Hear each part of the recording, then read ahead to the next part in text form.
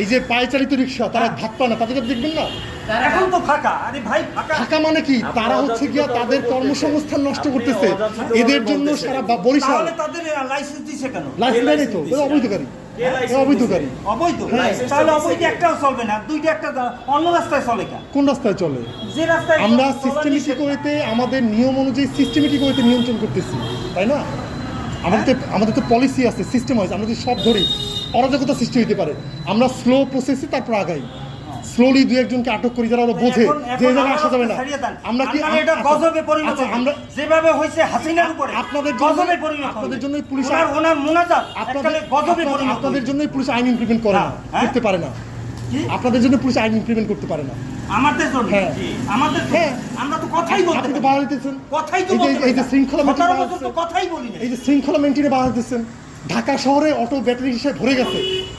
হ্যাঁ, ঢাকায় যানজট সৃষ্টি হইতেছে, অটো রিক্সা ভরে গেছে। এই জায়গায় হচ্ছে গিয়া আচ্ছা, এই জায়গায় থাকবে হচ্ছে গিয়া পায়ে চালিত রিক্সা, প্যাডেল চালিত রিক্সা, ব্যাটারি রিক্সা না। ব্যাটারি রিক্সা অন্য জায়গায় চলবে। আমার নাম দাম রাখেন, আমার ছবি রাখেন, কেন? তারপরে আমার বিরুদ্ধে যা করবেন। আপনি কে? আপনি কে? আমি ব্যবসা করি। তা তো আপনি এগিয়ে বলছেন কেন?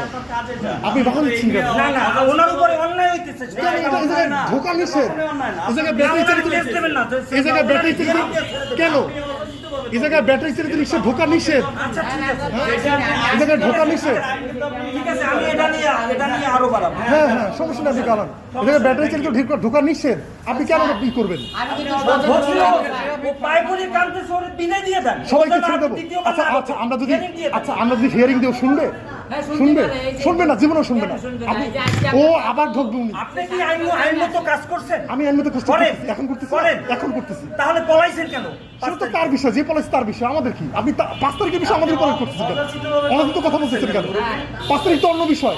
আমরা আইন ইমপ্লিমেন্ট করবো না। ছেড়ে দেন, এটা আমার অনুরোধ। আপনি আইন ইমপ্লিমেন্টে ওনার উপরে অন্যায় হয়নি, আমি আজকে নামাজে সিজদায় বলবো।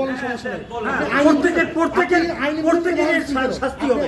আল্লাহর শাস্তি তো আছেই, আপনি আইন ইমপ্লিমেন্ট শাস্তি তো আছেই 100 বার। সমস্যা নেই, আপনি করেন। ঠিক আছে, আমি অনুরোধ করলাম।